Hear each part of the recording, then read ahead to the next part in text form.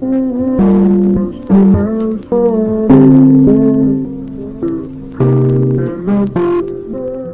warahmatullahi wabarakatuh.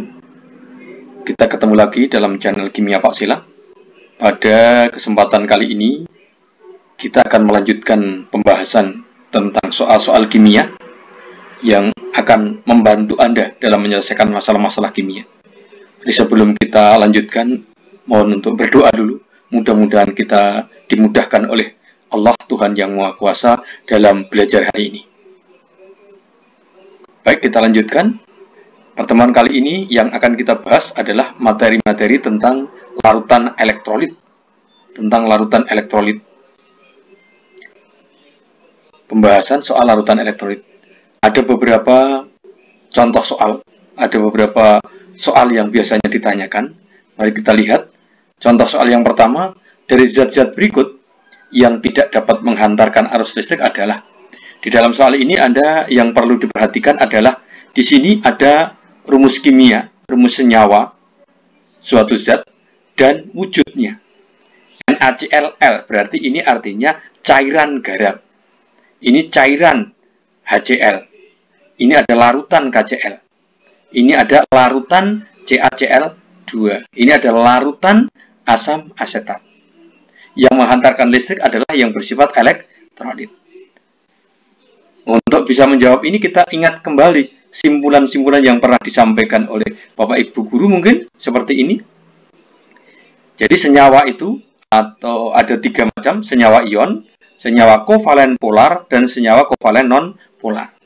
Senyawa ion, meskipun ini senyawa ion, kalau wujudnya padat, maka dia tidak menghantarkan arus listrik. Baru senyawa ion wujudnya cair, maka dia akan pecah menjadi ion-ion, sehingga dia menghantarkan arus listrik. Sehingga kata kunci dari menghantarkan arus listrik adalah adanya ion yang bebas bergerak. Adanya ion yang bebas bergerak, itu berarti dapat menghantarkan arus listrik. Senyawa ion, tapi kalau padat, ionnya tidak bebas bergerak, maka dia tidak menghantarkan arus listrik. Baru ketika dicairkan, ionnya itu akan bebas bergerak. Kalau larutan artinya senyawa tersebut dilarutkan menjadi larutan. Larutan dalam air ini ya khususnya, maka dia baru dapat menghantarkan arus listrik. Kalau senyawa kovalen polar, wujud padat tidak menghantarkan, wujud cair juga tidak menghantarkan karena belum berwujud ion-ion. Baru ketika dia dilarutkan di dalam air, dia akan berubah menjadi ion-ion, bebas bergerak. Senyawa kovalen non-polar, wujudnya padat, wujudnya cair, wujudnya larutan, tidak dapat menghantarkan arus listrik. Sehingga dari pemahaman ini, kita kembali ke soal tadi. Yang tidak dapat, ini tadi NaCl. NaCl senyawa ion, wujudnya cair, berarti dia dapat menghantarkan arus listrik. Yang kedua, HCl, ini senyawa kovalen polar. Kok kovalen toh Pak? Karena H itu non-logam, Cl juga non-logam, semuanya non-logam. Berarti ini senyawa kovalen. Ini tadi Na logam, Cl non-logam, sehingga ini senyawa ion. HCl senyawa kovalen, cairan atau lelehan. Maka karena lelehan dan ini senyawa kovalen, maka ini tidak menghantarkan arus listrik. KCl senyawa ion, larutan, berarti dia menghantarkan arus listrik. CaCl2 senyawa ion, karena satu logam satu non logam, larutan, berarti menghantarkan arus listrik. CH3COOH asam asetat, ini senyawa kovalen tetapi ini wujudnya larutan, maka dia menghantarkan arus listrik. Sehingga kita tahu bisa menjawab ini, yang tidak menghantarkan arus listrik adalah yang kovalen wujudnya cair, yaitu apa? HCl. Ini tipe soal yang pertama. Anda harus memahami mana yang kovalen, mana yang ion, wujudnya apa? Apakah dia cair, apakah larutan, atau padatan. Kita lanjutkan tipe yang kedua. Yang kedua begini. Dari larutan berikut, larutan yang memiliki daya hantar listrik terbesar. Daya hantar listrik terbesar. Berarti kita harus mengetahui jumlah ion yang terlarut berapa. Nah, tentunya kita juga harus bisa mengionkan. Maka dari ini HCl 0,2 molar, H2SO4 0,1 molar, H2SO4 0,05 molar, CH3COH 0,1 molar, Na2SO4 0,15 molar. Ini harus kita ionkan sehingga kita akan tahu berapa jumlah ionnya. Yang memiliki jumlah ion paling banyak, maka dia daya hantar listriknya yang paling besar. Kita lihat, yang pertama tadi apa? HCl. HCl terion menghasilkan H positif, Cl negatif. Panahnya 1 karena dia asam kuat. Asam kuat berarti terion sempurna. Ini kalau HCl-nya 0,2 molar, ion H plus yang terbentuk 0,2. Ion Cl- yang terbentuk 0,2. Sehingga total ion di dalam larutan 0,4 molar. Bagaimana dengan yang B tadi? Yang B tadi H2SO4 0,1 molar. Ionisasinya H2SO4 menjadi 2H positif ditambah SO4 2 negatif. Panahnya 1. Kenapa? H2SO4 termasuk asam kuat. Nah, asam kuat, asam lemah juga harus kita pahami. Nanti pada video berikutnya mungkin kita akan membahas apa toh yang namanya asam kuat, apa yang namanya asam lemah. Sehingga kalau H2SO4-nya 0,1, H positif di dalam larutan ada 0,2 karena koefisiennya 2. 2 kali 0,1, 0,2. SO4 koefisiennya 1, berarti 1 kali 0,1, 0,1. Total ionnya 0,2 ditambah 0,1 sama dengan 0,3 molar. Bagaimana pilihan yang C? Sama H2SO4. Jumlahnya 0,05 molar. Sehingga H plusnya 2 kali 0,05 berapa? 0,1. SO4-nya 1 kali 0,05 berapa? 0,05. Sehingga total 0,1 tambah 0,05, 0,15 molar. Bagaimana dengan pilihan yang D? Asam asetat 0,1 molar. Asam asetat adalah asam yang lemah. Sehingga di sini panahnya 2. Kenapa kok 2? Karena ini asam lemah, tidak terion sempurna. Sehingga kalau kita lihat ionnya ini 1 0,1, CH3COO negatif, ion asetatnya 1, ini belum tentu 0,1. Ini H plusnya belum tentu 0,1 karena tidak terion sempurna. Sehingga 0,1 tambah 0,1 ini tidak sama dengan 0,2 karena kita kalau yang lemah harus melihat berapa derajat ionisasinya. Nah, kemudian bagaimana yang E? Na2SO4. Ionisasinya bagaimana? 2Na plus ditambah SO4 2 negatif. Panahnya 1 karena dia garam sehingga terion sempurna. 0,1 5 0,15 sehingga Na-nya berapa? 2 kali 0,15 0,3. SO4-nya 1 kali 0,15 berapa? 0,15 sehingga total ionnya berapa yang ada di dalam? 0,45. Dari sini kita tahu mana yang paling banyak ionnya? Oke, 0,45. Sehingga mana yang elektrolit paling kuat atau daya antar listriknya paling banyak? Na2SO4. Sehingga kita bisa menjawabnya. Oke, selanjutnya untuk contoh soal yang ketiga, Anda perhatikan ini tipe berikutnya lagi. Di antara reaksi ionisasi berikut, reaksi ionisasi senyawa ion yang benar adalah, perhatikan soal ini jangan terjebak.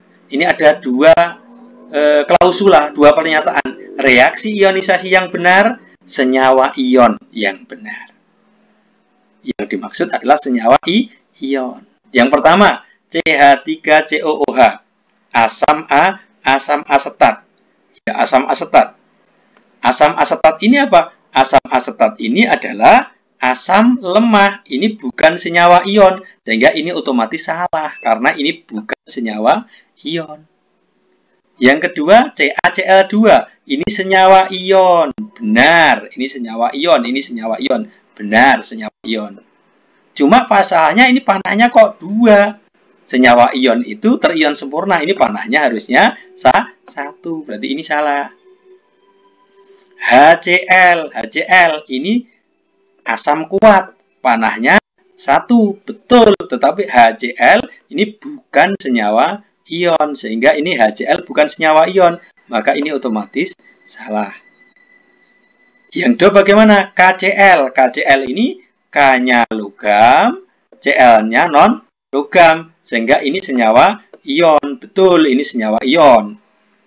Kemudian senyawa ion garam. Ini panahnya harus 1 karena ini elektrolit kuat terion sempurna menghasilkan K+ dan menghasilkan Cl negatif. Betul. Ya. Kemudian NaCl, ini senyawa ion, betul. Tapi ini berapa ini? Panahnya kok 2, sehingga ini salah. Ya, ini bisa dipahami. Sehingga jawabannya apa ini? Jawabannya adalah yang mana tadi? Yang D. Oke, kita lanjutkan contoh soal yang keempat. Contoh soal yang keempat, kita bisa lihat model soal yang keempat. Jika terdapat 5 mol zat A dilarutkan dalam air, dan pada saat tercapai kesetimbangan tersisa 3 mol zat A, dari uraian tersebut dapat disimpulkan bahwa derajat ionisasi zat A tersebut adalah, kita mungkin masih ingat materinya, apa itu yang dimaksud dengan derajat ionisasi. Kita mungkin bisa masih ingat, derajat ionisasi adalah jumlah zat yang terion dibagi mula-mula. Ini mula-mula berapa? Mula-mula 5 mol zat A. Kemudian kesetimbangan tersisa 3 mol. Berarti yang terion berapa kira-kira? Ya 5 dikurangi 3. Yang terion berapa? 2. Mula-mulanya tadi 5. Sehingga derajat ionisasinya berapa? Ya 2 dibagi 5. 2 dibagi 5. Ini 2 dibagi 5 kali 100%. 2 dibagi 5 kali 100%. 40%. Oke. Mungkin bisa dipahami ya. Baik, kita lanjutkan soal yang kelima. Hampir mirip dengan ini, tapi ada perbedaan sedikit. Anda perhatikan. Sebanyak 20 gram zat A. Sebanyak 20 gram zat A. Ya, sebanyak 20 gram zat A. Kemudian dilarutkan di dalam air.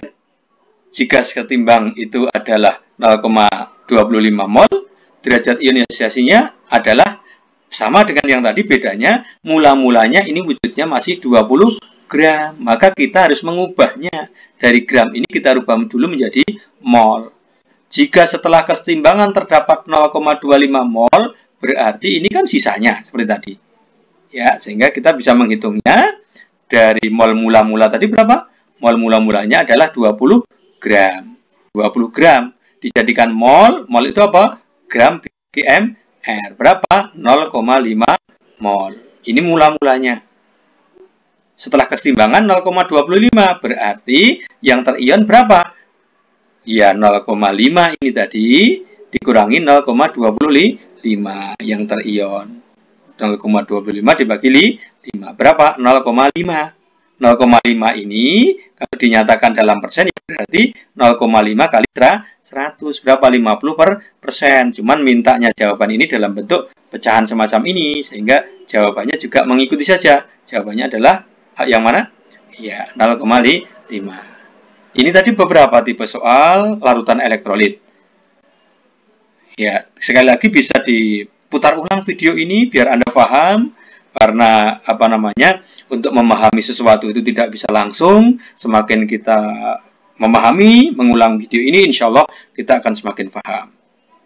Oke, demikian pertemuan kita kali ini. Jangan lupa subscribe yang belum subscribe, kemudian bunyikan lonceng biar nanti ketika ada pembahasan lanjutannya Anda segera bisa terhubung dengan kami.